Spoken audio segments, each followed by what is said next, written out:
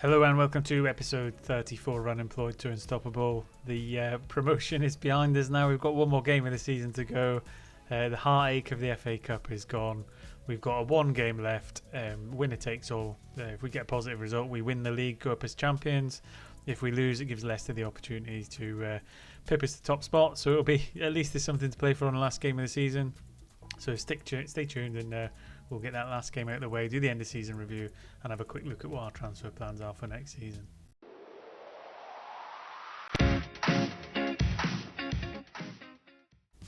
And welcome back. So only 2 games really since the heartache of the FA Cup semi-final against Arsenal. We went up against Portsmouth away and managed to get a 4-3, really nervy, tired legs games, and it's quite telling that Adam Jenkins got 2 goals in that match, who has played little to no football for us all season. We only brought him in out of the youth team because we didn't have enough players left in the squad to fill the bench, but great moment for him, 2 goals, 4-3 victory that kept us in top spot. We then absolutely thumped Luton 4-0, Adjar getting 2, Cade Gordon with 1 and Zeffy with 1. To put us top of the tree. So we're currently 3 points clear with a +2 goal difference on them. So that means if we lose, the goal difference is essentially wiped away if they win. So we lose, Leicester win essentially. We draw or get a victory, we win the league and go up as champions, which is an extra bit of money for your league positions and it puts us in a better stead for going up. But ultimately we're going up either way, so the transfer plans will largely remain the same. We'll get through the game, then we'll go through the squad planner and we'll have a little bit of a summary of what players we're going to go for, and then we'll kind of end the episode and I'll get on with the transfer window ready for the episode after. So stick around, I'll get us ready for the game and we'll see if we can just end the season in style after a little bit of disappointment. And here we go then, one massive change in goals. Asamoah, who's not played a game all season, come up out of the youth team. He's really not quite at the standard we want, but Sarkic has just come back from quite a significant injury and isn't fit enough, and Caleb Anson has picked up an injury which rules him out of the game. So big blow at the back. Back four though, reasonably strong. We've got Timon, Nalo, Noto and Shahar. Again, Kerr Smith with a bit of an injury. He's not quite back to full fitness, so he's out. Midfield 3 of Mitchell, Rogers and Devine, which I would argue is pretty strong. Gordon and Cross on the wing with Zeffy up front. So we've got the firepower to probably get us over the line. All we need is a point, remember. So we'll get out there, hope we can protect our goal mouth as much as possible and get some at the other end to hopefully make it a reasonably comfortable game and go up as champions. It would be our... Did we get a trophy at Budafok? I'd have to double check. I know we went up. I can't remember if we went up as champions or in the playoffs. But this would be our most prestigious trophy, I think, if we get a trophy as champions. Certainly until we win something a bit more significant, as Devine gets a free kick attacking their end in the first half. Zeffy with a good bending shot into the top corner, it takes some of the pressure off us. 4.5 minutes into the game, 1-up. Really good finish from Zeffy. One of the players would definitely keep in. I mean, them 2 players linking there, Devine and Zeffy, they are 2 must keeps for next season as we build a squad competitive to keep us in the Premier League, which is going to be no mean feat. Largely for the rest of the game, it's just all about getting through it, ensuring we get the point we need. As Gordon whips a ball in, it's initially cleared. McTominay's going to take up the other end for Forest. McTominay was incidentally, I think he's out of contract at the end of the season. Is it someone we should take a punt on or not? I think probably not. We'll probably steer clear. We're going to look for players on lower wages at a lower price who we can develop into Premier League players rather than ready-made. Unless, of course, we need to fill patches in the squad. Half an hour in then, not too bad. I think we're doing all right. Again, not a full strength squad. We're trying to limit their clear-cut chances as much as possible to nurse Asamoah through his debut. Coming up to half-time, not too bad. Halfway there with a goals buffer. We just need to get in that second half, hopefully find a second goal, and then go up as champions. That's the aim. It gets nervy the closer you get towards the end of the game. It can't be as nervy as that Arsenal game was, and I've been thinking about it over and over. As Timon throws in a corner, Cross will get a chance to recycle it. In it goes again. Timon this time get a chance to recycle it out to Mitchell, edge of the box into Rogers, and he slams it home to make it 2. So with 30 minutes to go, we've got a 2-goal cushion we can hopefully put this game to bed. Gordon tired. Ruprecht will come on for what will be his last game, as he's already got a pre-agreed transfer, and we'll see out this final 30 minutes of the game. Really good finish from Rodgers. Again, I'd like to keep him for next season, but he's in on loan. And what I've found in this iteration of Football Manager is you can't really keep players on loan year after year. They often want to loan them to another club or give them a different challenge elsewhere, which is more realistic, I suppose. But it's not half frustrating, especially when you get a player like Rodgers, who you really want to keep. As Timon throws in a corner, and Noto had a chance to maybe make it 3 there. Not quite on target. Zephy for Adjai, just last 5 minute substitute. Long throw up the wing to try and get rid of the ball. I'm guessing we're trying to waste a little bit of time. That's not necessarily a bad thing when you've got 2-goal cushion. As Forrest come forward, we broke clear. Adjai up the other end. Hopefully he'll run it to the corner. Good little interchange. Ruprecht into Mitchell, into Adjai. His shot was a little bit far out. He's probably moving in the wrong direction. And we are going to seal the victory required to win the championship. Now to Mitchell. Can we get one more goal just to sign off at the end of the season? A goal for Ruprecht would be nice. Now he's moving on. Maybe didn't work out for him in terms of injuries, as Adjai has another chance. And it's kind of sad to see him go. I mean, he's playing 6.3, but there we go. Here we go. First trophy celebration as a Millwall manager. It's been a long season. It's been a great season. The signings we made have been fantastic. Mitchell, the club captain, is hopefully going to be the one to lift the trophy. Hands it over now. Let's see the confetti. It largely hasn't changed too much over the previous versions, but there we go. This could be a little... Ooh. Yeah, there we go. Trophy to end a fantastic season. It's short-lived really, because we've got a rebuild ready for next season and try and stay in the Premier League. We'll have a quick look at the squad in the squad planner shortly. I think we're going to need a good number of players coming in. Some have already been pre-arranged in terms of youth products, but we're going to need to really bolster the squad in certain areas to make sure we stay up. So all that being said, it's a good victory, it's a good trophy. It boosts the managerial credentials and maybe offers some job opportunities coming into next season.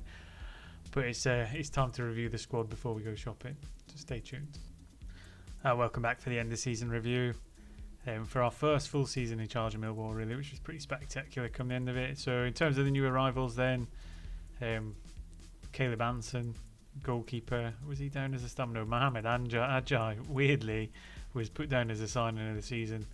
And although I think he is a good signing, certainly for the long term, I'm surprised Divine, who we got from Tottenham on a free and played 47 games and got 18 goals, wasn't higher up the list, 8 assists as well. So in terms of the signings, Alves was a hit, Rodgers was a hit, Adjai was a hit, Anson, Divine, Cade Gordon, Zephy, all hits.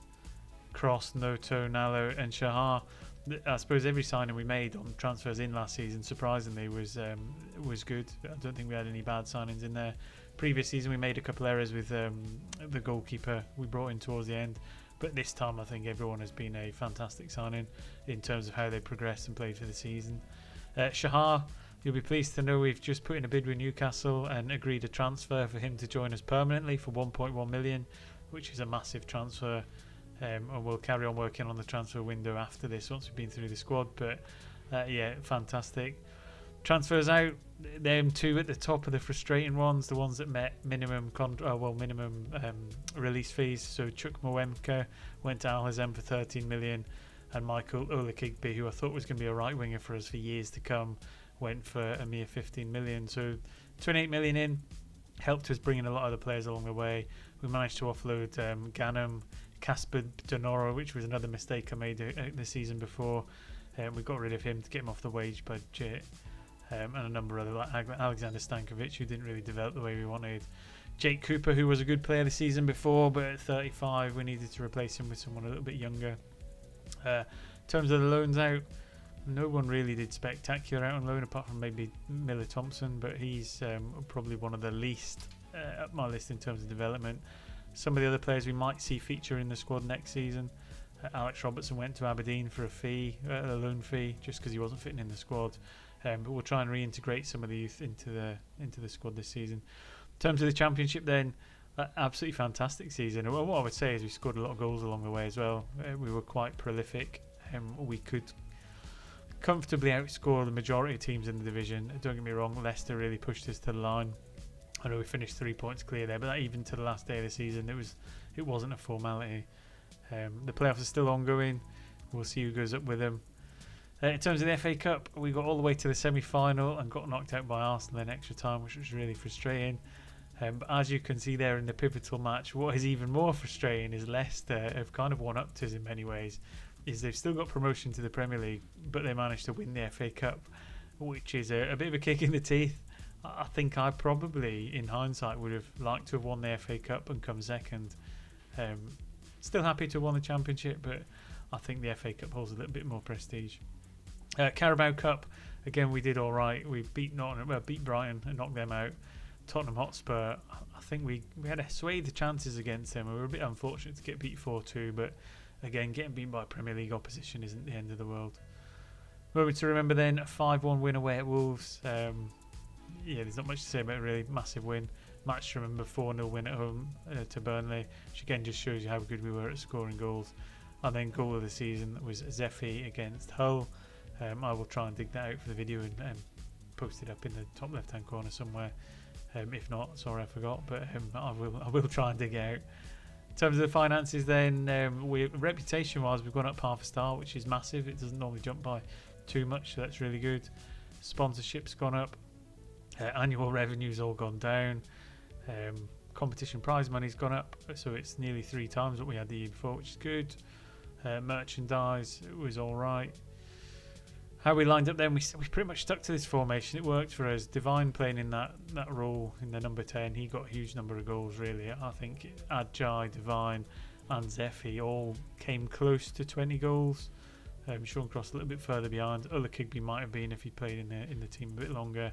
Bit unlucky for Mitchell to miss out on that first team sheet and Zeffy, but that's what they've picked. I didn't pick that, but there you go. In terms of the accolades then, manager awards, we got 3 manager of the month awards. The manager of the season awards not being announced yet.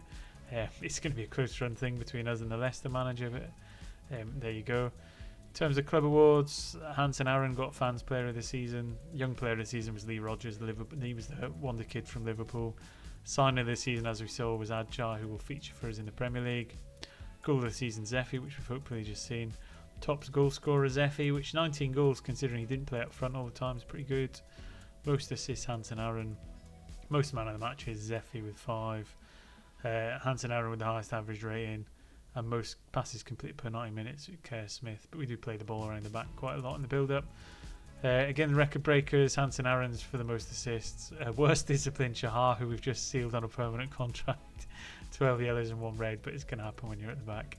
Highest transfer paid, Caleb Anson, highest transfer paid, 6.5 million for a first team goalkeeper who can develop into a Premier League goalkeeper. I think it's a bit of a steal, more than happy to pay that. And transfer fee received, Ola Kigby for 14.9 million. Again, I'd like to have got more from him. I think he could have developed a little bit more, but again, we'll get bigger fees for that as and when we progress up the league and get into the Premier League.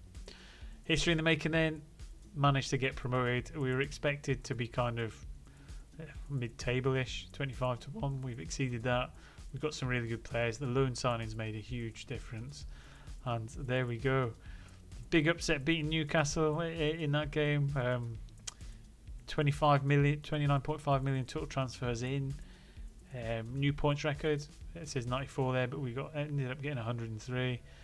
Promoted against the odds. Invested in potential. So finalised the free transfer of Jake Evans, who's joining us at the start of next season. We'll go through him in the transfer episode, next episode. And winning the championship. So absolutely fantastic season. In terms of the squad planner, I've kind of been through this. We've got Caleb Hansen, he's staying. We've got Tajay Wright, he's coming in on transfer. We've signed him for free with a lot of potential. So he'll come in. We might bring Asamoah, who featured in the final game of the season, to make it 3. In terms of left backs, we've got Lungello timing once away, and at 30-year-old we might let him go. Jordan Dean Atkins is not really a left back. Neither is Jake Evans.